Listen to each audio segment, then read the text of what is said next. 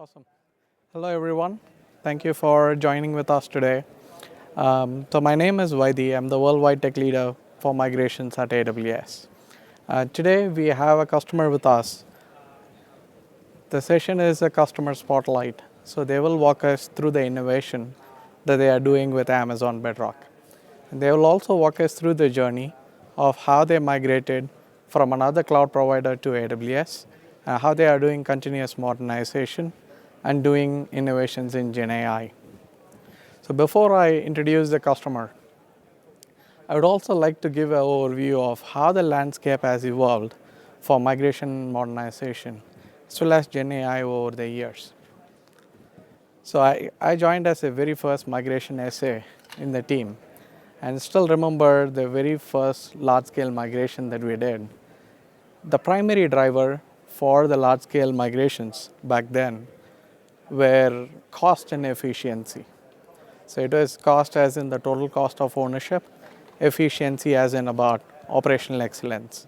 So it's primarily around having better security, reliability, performance, and scalability. The conversations have evolved over the years since then, especially the board of directors, customers like you. They want outcomes that is much more than just cost and efficiency. They want business outcomes. They want to transform both the business and the customer experience. They want to deliver digital transformation and modernization outcomes. They want to, the thing is, they also want to reinvest some of the cost savings that they have and be able to achieve innovation. And with Gen AI, they want to do this at 10x the velocity, 10x the agility. See, on the Gen AI space, so back in 2023, it was completely a new landscape. Everyone were trying to understand mostly the concepts, the basics, and the potential of it. So 2024 was more about the implementation. They were asking the right questions to get into the implementation mode and getting into the practicality of it. So 2025 was taking things to production and making it a core essential for their business excellence. A good example I can walk through is AWS ourselves. So we had a lot of legacy Java stacks. It needs to be upgraded. They were nearing end of life. They need to be upgraded. And back in 2023, we were exploring Gen AI on how best it could be, creating these low-touch ability to upgrade the Java stacks at scale. In 2024, we productionized it internally, and we got a lot better at it. We were able to upgrade Java applications. In a matter of every hour, we were able to upgrade Java stacks. And today, 2025, fast forward, we have our first agentic service called AWS Transform, which can do this at scale. Every customer can leverage it, being able to, not just for Java, including .NET, mainframe modernization. AWS Transform so far has saved about 800,000 hours of developer productivity, and also be able to look at 1 billion lines of code from a modernization perspective. And it's not a small feat. So this is not just true for AWS or cloud providers or enterprises in the space. It is also true for startups who are there in the space. They have been given the same access to the accelerators and technologies. And they're also innovating at the same rapid space and building the primitives that the enterprises can readily consume. So with that said, we are excited to have amongst us Tempo, who is one of the Canada's fastest growing startups and a trusted AWS customer. So Tempo has been using AWS to power their next generation design and engineering platform. The thing is, they have the ability to transform a spec into a real-time, a production application that is ready to use. They are also a great example of what builders can do with AWS.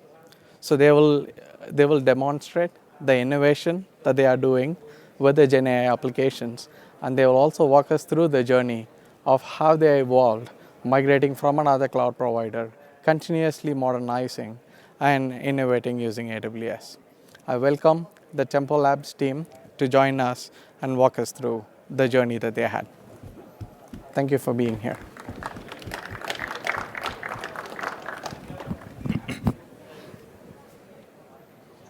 Thank you.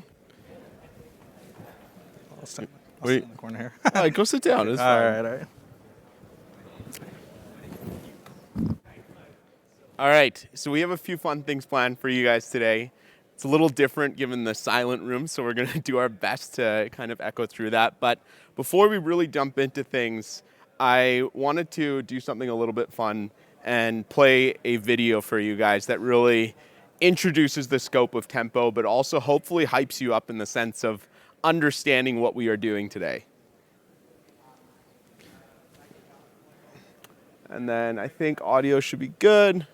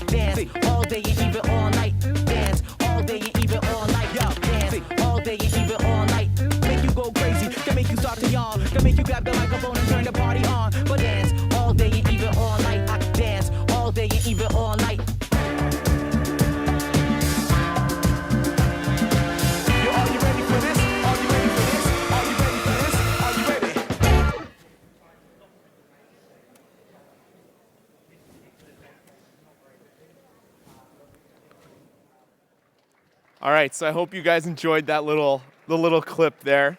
We have a few things planned for you today that are going to take it beyond the traditional, move a little bit into the danger zone as we actually show you guys what this is all about. But before we really jump in, let me briefly introduce myself.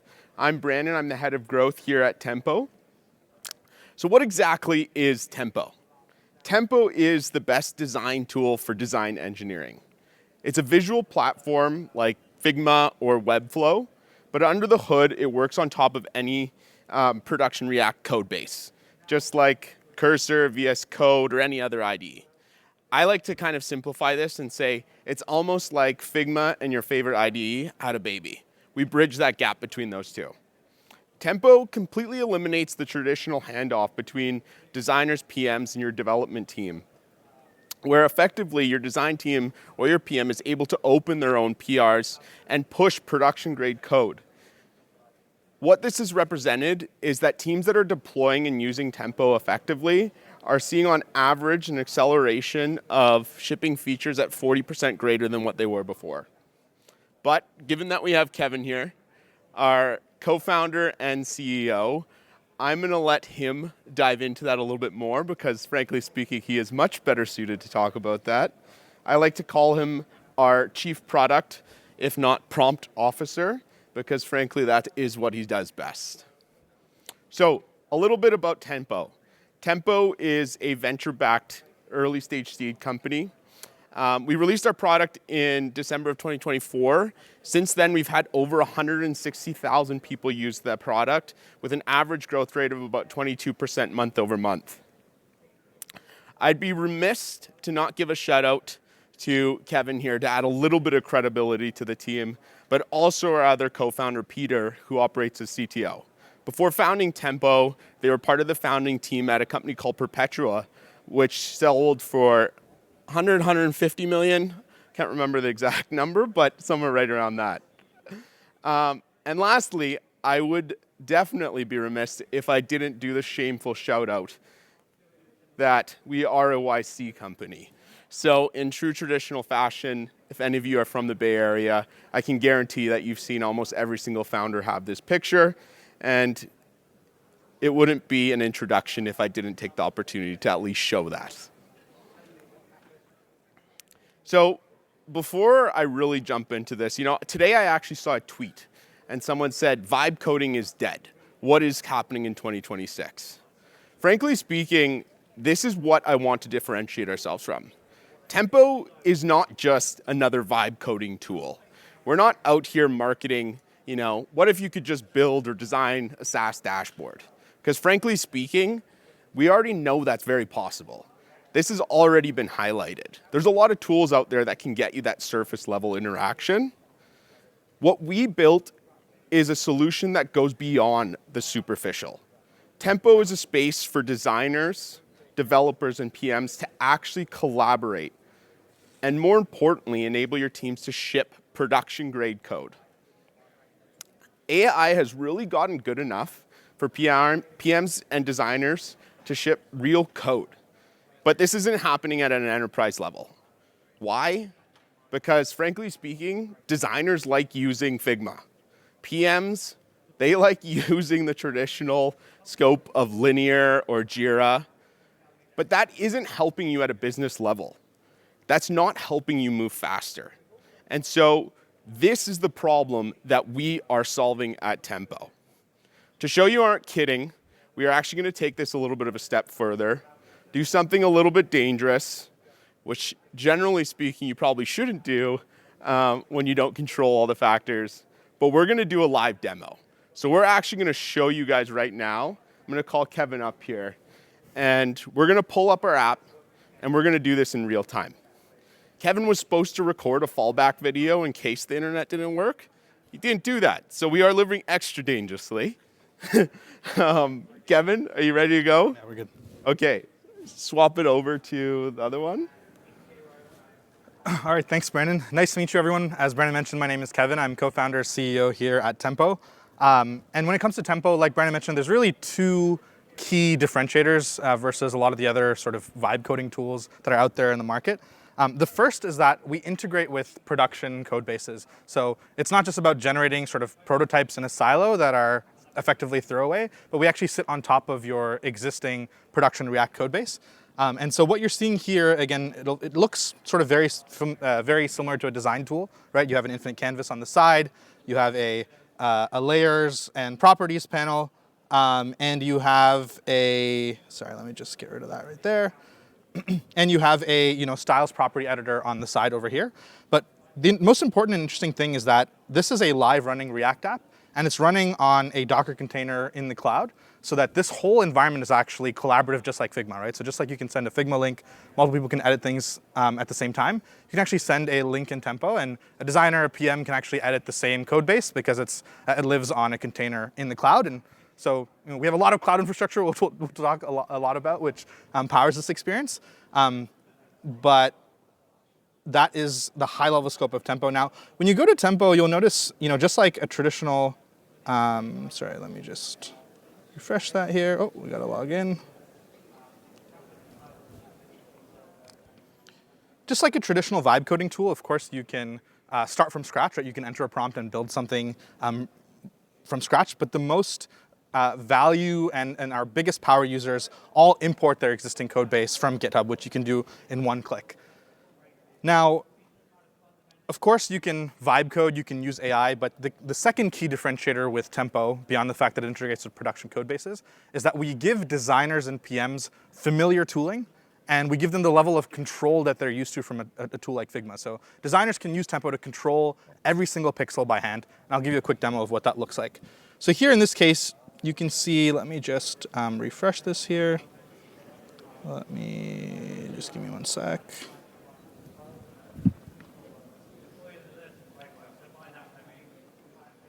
So here you can see I have you see I have a sample Airbnb code base, right? Now let's say I want to add to this home section a testimonials page. What I can do is I can actually go to an online marketplace, such as reactcomponents.com, which is another property that we own, and I can look for something like a testimonials page. I can look at what other designers have created in the community, and what I can do is I can actually just copy this component. Let's say we want to use this testimonials component, it looks pretty good. And now what I can do when I go back to Tempo is I can paste it on the canvas just like I would in Figma. And so there you go, here's my testimonials page. Now if I want to add this into my code base, I can just drag and drop it. And what you'll notice is if I go to the actual underlying code, you'll see that Tempo has added the code for this UI component in the correct place under the hood. Now, obviously this doesn't look that great because I need to customize it and make it look better for my application. So I'm going to reduce some of the padding that's here. I'm going to edit the copy here, and actually it's duplicate. We have another hero section, so let me delete that altogether. One sec. Let me delete that altogether. Let me edit this copy to say, come to Vegas for reInvent. And then I can make changes such as, for example, let's say I want to change the color of this element. I can change this to amber, and maybe I can add just for fun, a blur. Okay, that's too much blur. Let's dial it back down a bit. And when I look under the hood, you'll see that every single change that I made, even though I haven't used AI once, I haven't prompted once, I've just been controlling every detail by hand, you'll see that Tempo is editing the code correctly under the hood. And all of the code changes are actually staged here for me to be able to just enter a commit message. I can push this up to GitHub, or if it's not all the way there, I can just share the link with an engineer and they can sort of take it from here. And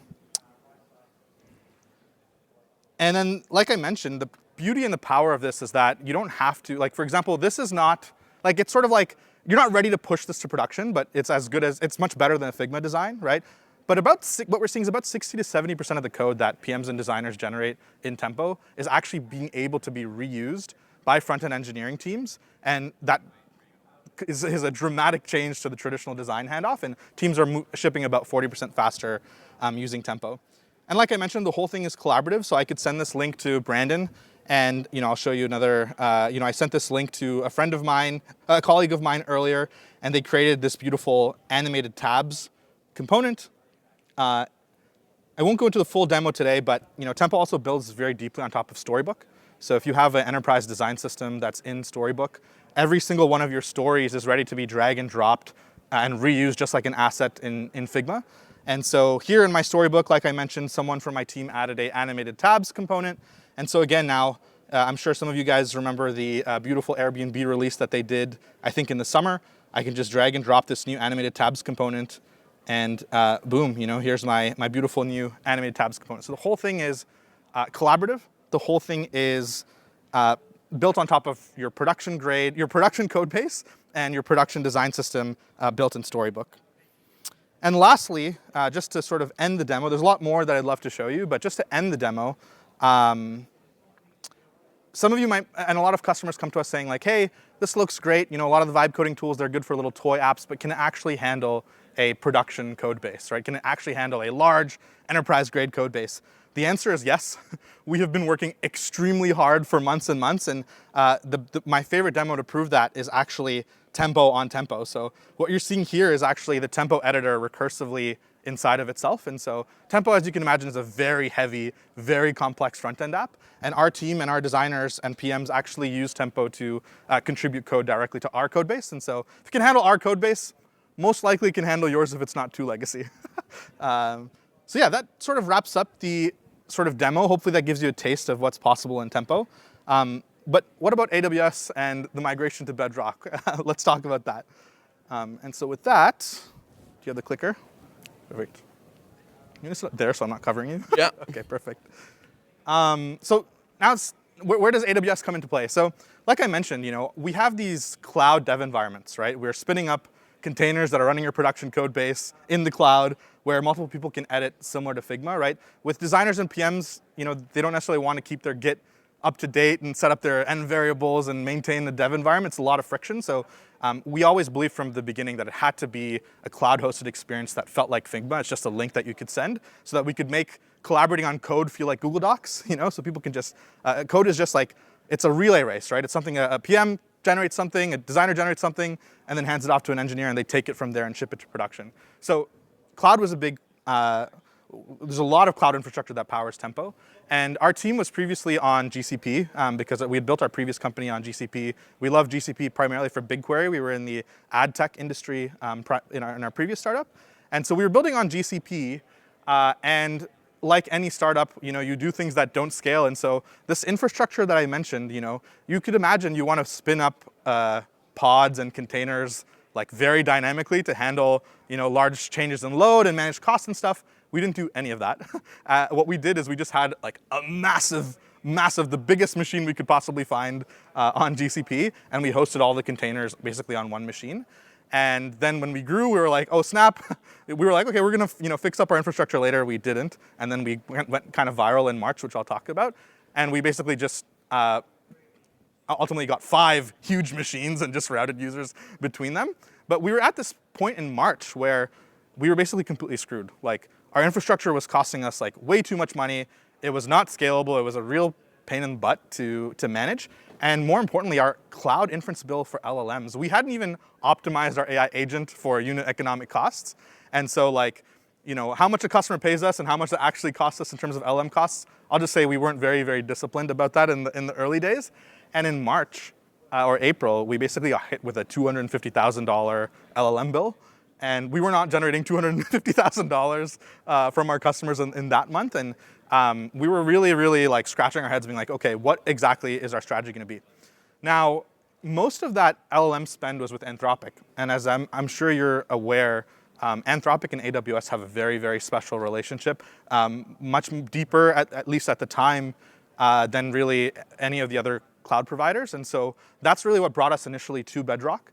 And 2 of the challenges that I mentioned that we had were costs, but the second was also rate limits. And so we were looking for, how can we scale up our availability, our capacity. Anthropic was giving us first-party support because we're a YC company, but still, even they were struggling to scale and whatnot. And so that's sort of how we got involved with the Bedrock team and Amazon. And we were kind of like, hey, help. Where do we go from here?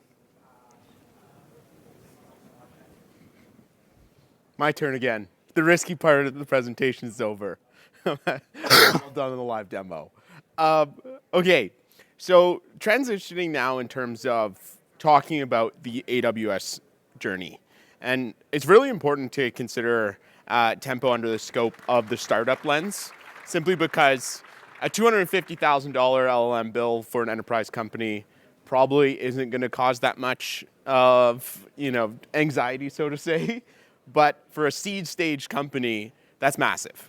And so when we think about the bigger picture here, and when we think about cloud computing, it's relatively become a level of a commodity.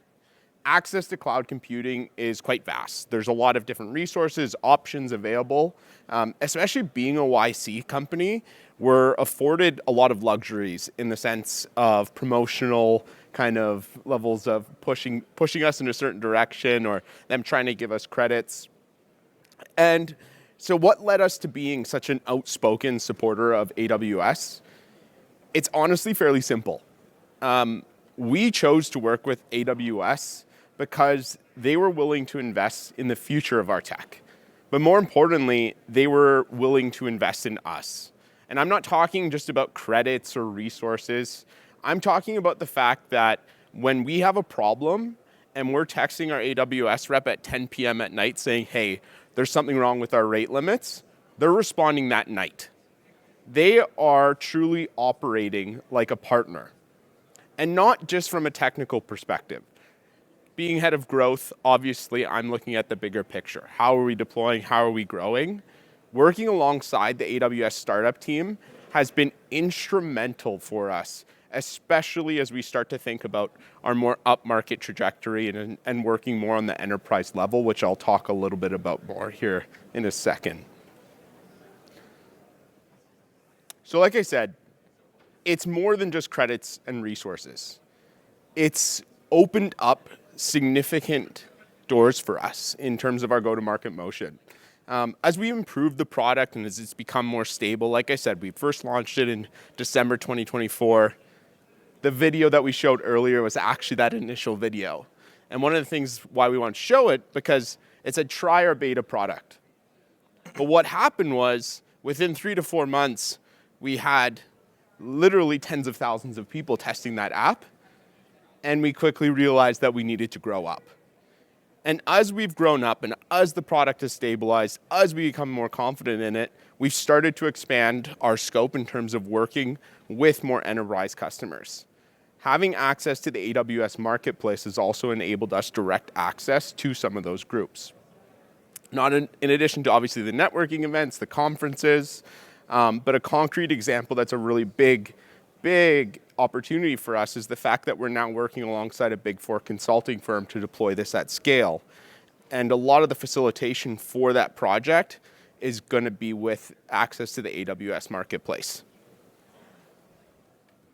All right, now to actually talk about some of the more technical details, I'm going to pass it over to Kevin. Awesome. So migrating to Bedrock, again, was very easy. Again, frankly, number one, we had a ton of YC credits that we wanted to use, and Bedrock was actually the only big cloud. Sorry, just to be clear, as a YC company, you get about 250 to 350K in credits from each of the different cloud providers. But Bedrock was really the only one that allowed us to apply those credits towards Anthropic LLM inference, which, as you can imagine, is like a huge financial incentive. Again, if you look at all the data, Anthropic is by far the best LLM for enterprise API-oriented use cases. So that was the initial huge value add. But the second thing, like I mentioned, was support in terms of rate limiting. So now, again, the support that we've been receiving from the AWS team has been incredible. Whenever there's a new model release or anything like that, we're working very closely to ensure that we have a smooth, timely, and swift transition from an older model to a next-gen model, and that we have the sufficient rate limits to be able to achieve the capacity that we need. And lastly, and this is another really cool thing, is we build on top of the Vercel AI SDK, which is an open source SDK. And even in the earlier days, there were certain new features that were getting added to AI LLM APIs, like, for example, prompt caching. Again, for those of you that aren't familiar with prompt caching, it's something that you can use to really reduce your cost of LLM inference.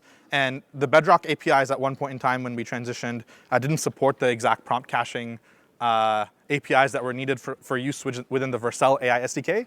We contacted Amazon, and really within a few days, they were able to rectify that whole issue. So we were able to continue building on top of the Vercel AI SDK on top of Bedrock. So I have nothing but good things to say about our migration to Bedrock. And really, the Amazon AWS team has just been incredible. And again, I've worked with both of the other cloud providers as well for these types of workloads, and really no one compares. And a large part of that is the sort of very deep relationship with Anthropic. Beyond that, as I mentioned, so we had this huge LLM inference bill, but we also had this huge cloud infrastructure bill for our containerized Docker, cloud-based collaborative dev servers.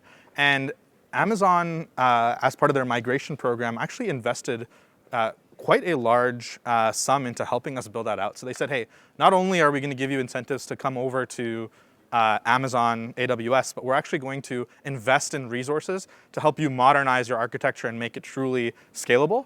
And so we moved from sort of like these routing between huge machines to a proper Kubernetes-based containerization infrastructure that allows us to scale up and down and auto heal and set really good pod level permissions and security and all of those and high availability, all of those different things. And that was actually code that we didn't write. It was actually one of the Amazon partners that basically we invited them into our code bases, and they worked really closely with our team, and they did all of that work over the course of about 6 to 8 weeks, which I can talk about. And not only did it allow us to be more scalable, more secure, all of these different types of things, but actually reduced our cloud costs by 5x. So we went from about 25K in sort of monthly costs to 5K in monthly costs to power the infrastructure for our user base, which was, again, just, incredible. I have nothing but good things to say. It was incredible that they invested in helping us do that. And OpsGuru, some of you may or may not have heard of them. OpsGuru was the specific partner that Amazon invested in that helped us build that whole migration. And now, like I said, they completed the whole project in about 6 to 8 weeks. Our team then took on all of the code, all of the infrastructure. We now own it and maintain it and continue to build on top of it ourselves. And it's funny, most of our competitors use more like managed cloud solutions like fly.io or some of those other types of solutions that you might be familiar with. In our case, we decided to, with the help of Amazon, we were always planning to basically hand roll our infrastructure by hand. That might be either the best decision we've ever made or the worst decision we've ever made. Time will tell, because it takes a lot of investment and a lot of maintenance. But we're already starting to see really cool benefits like, for example, we run TypeScript language servers and Tailwind language servers to power things inside of our app. So, for example, if a designer wants to change a prop on a React component, right? In Figma, you just have like a drop-down of like, here's the different props that you would want. We actually run a TypeScript language server, which is what powers like IntelliSense and VS Code. We actually run a TypeScript language server on our pods, and that's what we use to then power, sort of WYSIWYG props editing experience that feels like Figma. And so like, again, we believe that the scope of things that we need to build won't be possible in sort of the fully managed, fully hosted solutions. And so we did feel it was important to own and manage our infrastructure in-house. And Amazon and OpsGuru really made that possible with speed and tremendous cost efficiencies. And that's like, again, the partnership with Amazon has only been getting like deeper and deeper and deeper. So I talked a lot about sort of our cloud infrastructure migration, but they've actually been co-building with us like these true R&D projects that are focused on innovation. So one of the projects that we did was around basically what we call the PRD agent, which I'll explain in a second, but essentially a new type of agent to help product managers specifically.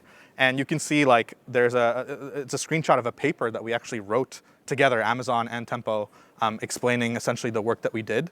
And so, beyond just migrating and making our cloud infrastructure scalable, we actually worked together with Amazon to do R&D on what's truly like a cutting edge workflow within the industry. So what is this PRD agent? Essentially, again, it's a lot of information there, but essentially at a high level, every product manager or every person who's an expert in a certain product has a knowledge graph in their head, right? This is my project, this is my product, here are the features that exist, here's the scope of the functionality, here's like the limitations, here's what's supported, here's what's not supported. There's all of this context, right?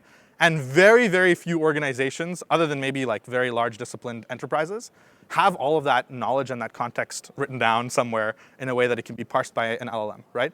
All of that context lives in your code, but there's so much noise around the implementation details, and it's sort of a different layer of abstraction from product knowledge. And so the project that we kicked off with AWS was, hey, can we take a code base and basically run like a dramatic amount of LLM pre-processing on top of that code base in order to parse out and extract out essentially each of the PRDs that explains the scope of functionality within this application, right? So, and we did a test with a large open source code base, and the output from that code base was essentially a set of, I think it was 15 or 20 PRDs that in detail explain what's implemented, the limitations, but at the right level of abstraction. And that output is now used as context for a PRD agent, a PM agent that we're building, such that you can now interact with an agent that knows everything about your product, right? As if they were like a senior PM that was there from the beginning of your code base.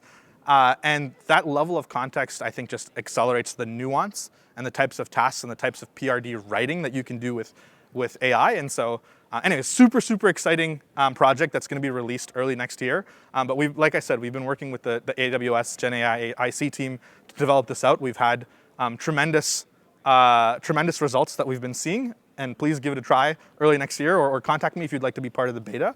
And I just put the screenshot here, but like, the level of depth that the AWS R&D team was able to go is much farther than us as a startup would have even been able to go ourselves. And so not only is AWS helping us do this, but they're taking the project further beyond what we would have even been able to do just on our own. So with that sort of describes our migration journey from to AWS to Bedrock and our partnership with AWS. And with that, I'll pass it over to Vaidi.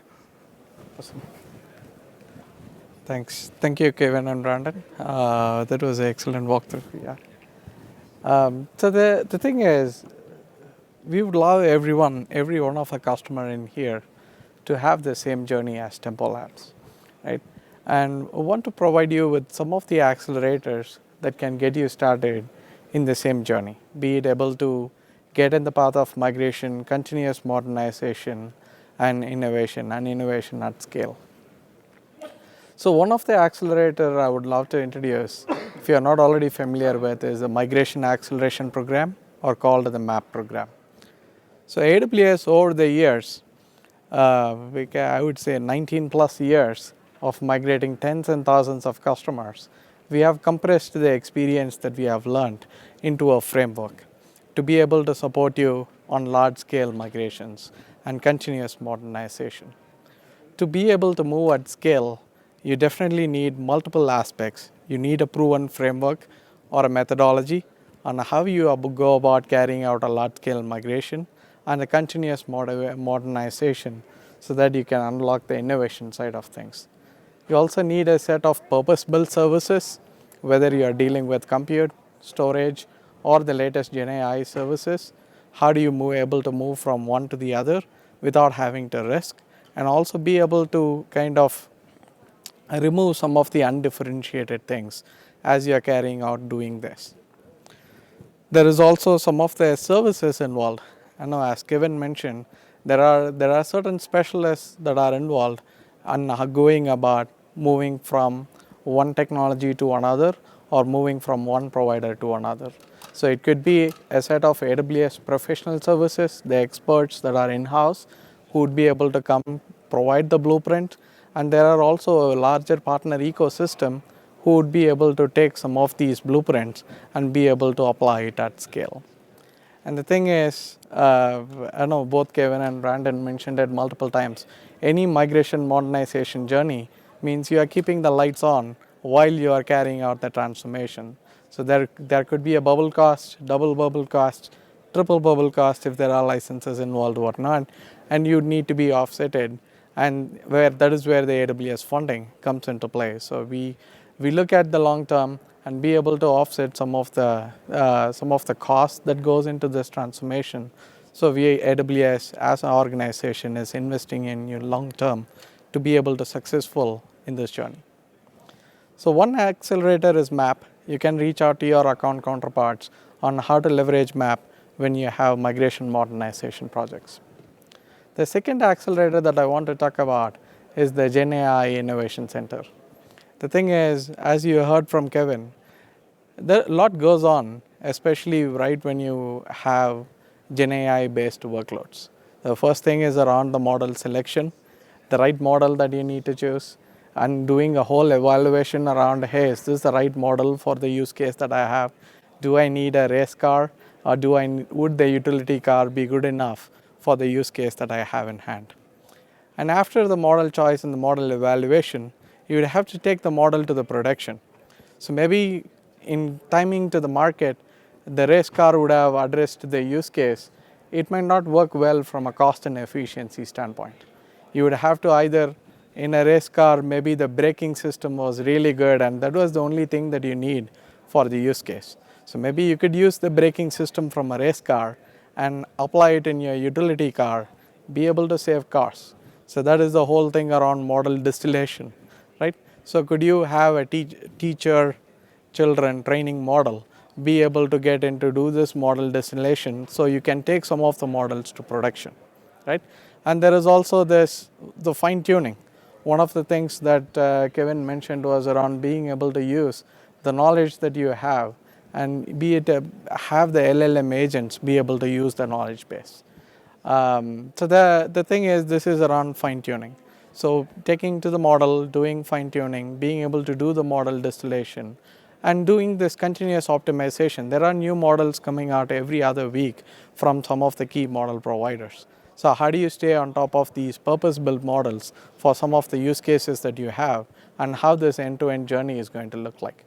So the thing is, Gen AI Innovation Center brings together this one team, a team of data scientists, a team of specialists, team of SAs, who would be able to work with you either hands-on or through advisory, strategic advisory or technical advisory in a 5 to 8 week time period at no cost for you to go through, work with, to make your use case a reality using Gen AI. I would recommend this as another accelerator for your teams to consider, to engage with us, reach out to the account team on how to bring in Gen AI C. So the way they engage it is two prompts. One is the use cases where you are using primarily the model inference. Another use case is where you are actually doing the model building from the ground up. So there are, based on the two use cases, there are multiple engagement models that are available. It could be just at the advisory level where it is a couple-hour workshop, getting into things and providing you with the right next steps, or the pathway on how you can self-service the use case implementation, or it could be a deep dive on a 5 to 8 week engagement. Thank you. Cool. Yeah, and everyone. we'll Thank be you for around here joining if us. you want to come chat for a few minutes or whatever. Awesome. Thank you. Thanks. Thank you.